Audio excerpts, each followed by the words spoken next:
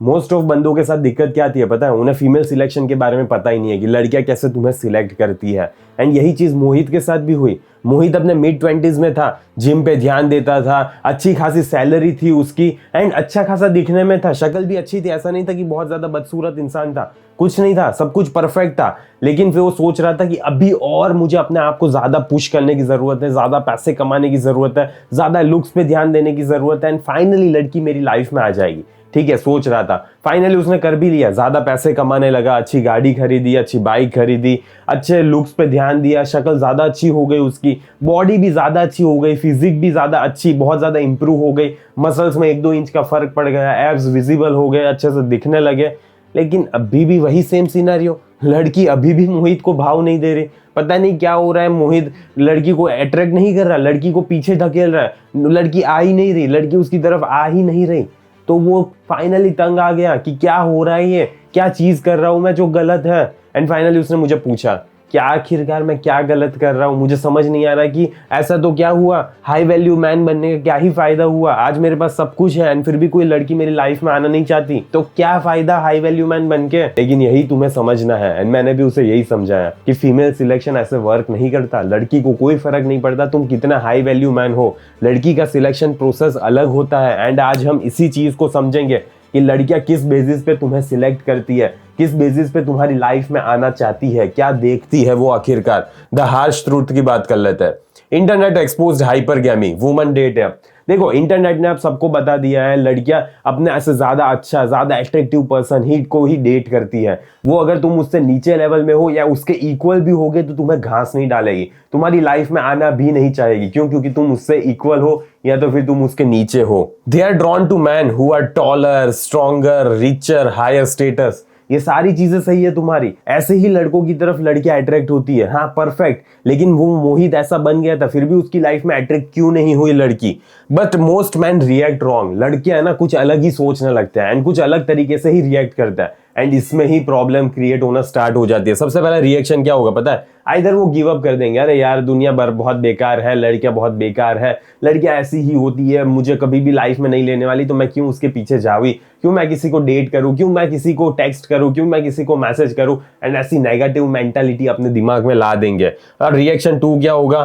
They try to hack the system. वो system को hack करने की कोशिश करेंगे, जो दोनों चीज वर्क नहीं करती है, दोनों चीज से कुछ फायदा नहीं होता। Reaction 1, it's hopeless, it's hopeless, right, कोई फायदा नहीं है, मैं कुछ भी करूंगा लड़कियां मेरी तरफ नहीं आने वाली। क्यों? क्योंकि वो सोचते हैं only top 10% man get girls. अगर 10% लोग ही के पास ही गर्ल होती है, लड़की होती है, अच्छी बंदी होती है, हाई वैल्यू बंदी होती है, तो मैं तो टॉप 10% में आता भी नहीं हूं, तो मेरे लाइफ में कैसे लड़की आएगी? वो यही सोचने लगता है। They stop trying, get bitter, and जिंदगी को बहुत ज्यादा कड़वा मान लेते हैं वो। अरे यार ये बहुत ज्यादा बेकार दुनिया है, लड़कियां बहुत ज्यादा बेकार है, मैं बहुत ज्यादा बेकार इंसान हूं, मेरे लुक्स अच्छे नहीं है, ये वो सारी चीजें पूरा टाइम रोते रहेंगे। सबसे बड़ी दिक्कत यही है। But dating is not fair, तुम्हें ये समझना पड़ेगा, डेटिंग फेयर नहीं है। सही सोच रहे हो तुम, डेटिंग जरा भी फेयर नहीं है। लड़कियों के पास बहुत ज्यादा एडवांटेज है, लड़कों के पास बहुत ज्यादा कम एडवांटेज है, ये सही है, यही फैक्ट है। मैन अप्रोच मोर, लड़कों को ज्यादा अप्रोच करना पड़ता है। मैन फेस मोर रिजेक्शन, लड़के ज्यादा रिजेक्शन फेस करते हैं। सारी चीजें सही है, लेकिन जो मिस्ड ट्रूथ है उसको तुम कंप्लीटली मिस कर रहे हो, एंड इसीलिए दिक्कत आ रही है। The reward of growth was never woman. ये चीज याद रखना कि कभी भी तुम्हारा रिवॉर्ड है ना लड़की नहीं थी। तुम अभी भी अपने आप पे काम कर रहे हो, तुम अभी भी अपनी लाइफ में कुछ अचीव करना चाहते हो, अपने जिम जा रहे हो, अपने गोल्स अचीव कर रहे हो, अच्छे पैसे कमा रहे हो, तो इसका कंक्लूजन यही नहीं है कि तुम्हें एक अच्छी लड़की अट्रैक्ट करनी इसीलिए तुम ये सारी चीजें कर रहे हो। पहले तो ये मेंटालिटी से बाहर निकल जाओ। तुम इसीलिए कर रहे हो ताकि तुम अपने आप का एक बेटर वर्जन क्रिएट कर सको। द रियल पे ऑफ क्या है आखिरकार? रियली में ये सारी मेहनत कर क्यों रहे हो तुम? Strength, money, success, benefit you first, ये सारी चीजें सबसे पहले तुम्हें बेनिफिट करेगा, वो लड़की को नहीं बेनिफिट करने वाला। तो ये चीज याद रखना, you are the source of value, तुम एक वैल्यू के सोर्स हो, इसे भूलना मत। अपनी लड़की को पावर मत दो यार, या किसी भी लड़की को अपने उससे ज्यादा पावर मत दो तुम। Even if everything is taken you remain the source. अगर तुम्हारे पास से सब कुछ भी चला जाए ना, तो भी तुम्हारे अंदर इतनी कैपेसिटी है, इतनी कैपेबिलिटी है कि तुम वापस वो सारी चीजें अपनी लाइफ में ला दोगे। क्यों? क्योंकि ये सारा सोर्स तुम्हारे अंदर है, ना कि बाहर से आ रहा है। Misunderstanding 1, being high value benefits woman, ये गलत है। तुम्हें अगर ये लग रहा है कि तुम अगर हाई वैल्यू मैन बन जाते हो तो ये बेनिफिट सिर्फ लड़की को होता है, तो गलत सोच रहे हो तुम। हाँ, तुम्हारी लाइफ में एक अच्छी लड़की आएगी, लेकिन इसका फायदा सिर्फ लड़की को नहीं हो रहा है, इसका सबसे ज्यादा फायदा तुम्हें ही हो रहा है। तो ये चीज को याद रखना, इस पर्सपेक्टिव को ध्यान में रखना। रियलिटी क्या है, इट बेनिफिट्स यू, बस ये चीज समझना। Reaction 2, I will hack it, मैं किससे भी करके हैक कर लूंगा, लड़की को अपनी लाइफ में ला दूंगा। सबसे बेकार चीज। I will get abs, money, status, girls will line up, मेरे पास एब्स हो गए, पैसे हो गए, बहुत ज्यादा अमीर हूं, बहुत ज्यादा अच्छी अच्छी गाड़ी है, तो लड़कियों की लाइन लग जाएगी। पर यही कहीं ना कहीं दिक्कत हो रही है, लड़कियों की लाइन लग जाएगी, लेकिन वो हाई वैल्यू बंदी होगी। वो कैसी लड़की होगी तुम खुद सोच लेना, एंड मुझे कमेंट कर देना कि वो कैसी लड़की होगी। ठीक है, जो पैसे देख के, जो लुक्स देख के तुम्हारी तरफ अट्रैक्ट हो रही है, वो कैसी लड़की होगी। But attraction not equals to checklist. ये समझो कि अट्रैक्शन का मतलब ये नहीं है कि कोई चेकलिस्ट है जिसमें सिर्फ टिक मार्क करते रहना है हमें।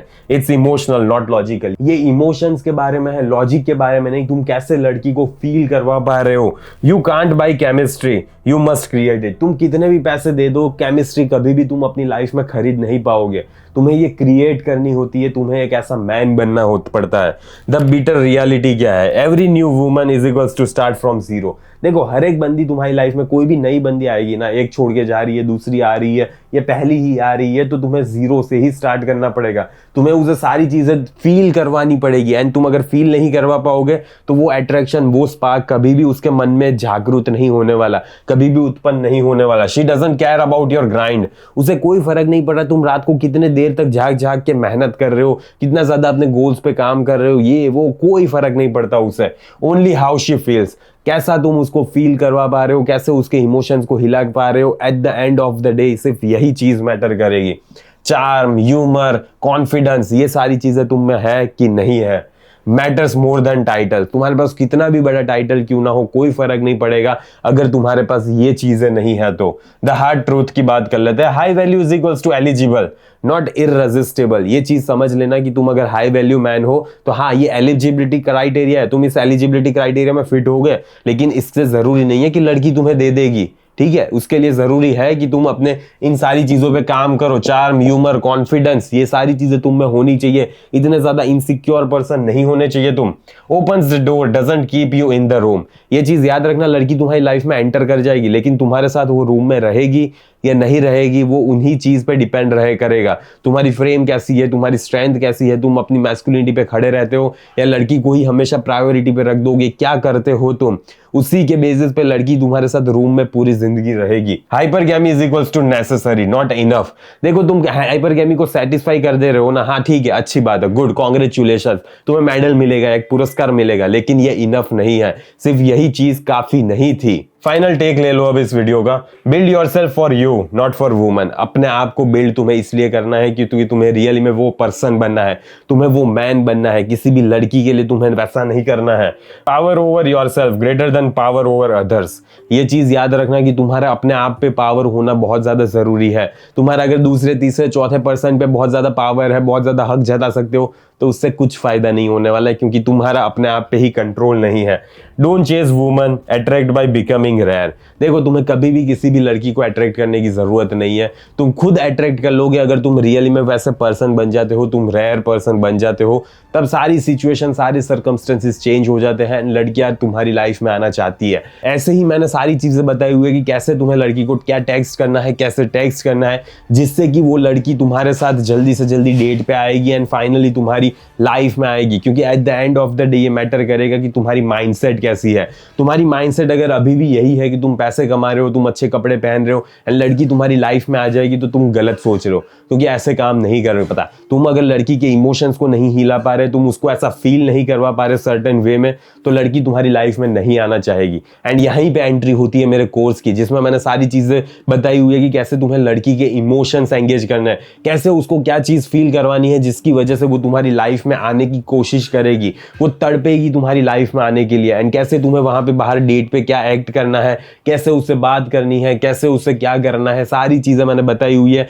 जीरो से कैसे वहां पे पहुंचना है, ठीक है, जीरो से बताई हुई है मैंने। डेट पे क्या करना है, क्या नहीं करना, टेक्स्ट पे क्या करना है, क्या नहीं करना, वो बंदी तुम्हें इंटरेस्ट है भी या नहीं, सिर्फ टाइम पास तो नहीं कर रही है ना, सारी चीजें बताई हुई है। 4.5 घंटे का कोर्स है, उससे भी ज्यादा है थोड़ा, एंड 32 लेसन है। एक बार चेकआउट कर लेना, तुम्हें कमेंट में लिंक मिल जाएगी एंड देख लो कि तुम्हें उसमें क्या क्या चीजें मिल रही है, कैसे तुम्हारी माइंडसेट शिफ्ट होगी एंड कैसे तुम वो पर्सन बन पाओगे जो लड़की को अपने आप अट्रैक्ट करेगा। ठीक है, तो मुझे आशा है इस वीडियो से तुम्हें कुछ जानने को, सीखने को, समझने को मिला होगा। मिलते हैं अगले वीडियो में। अंटिल देन बाय बाय, सी या।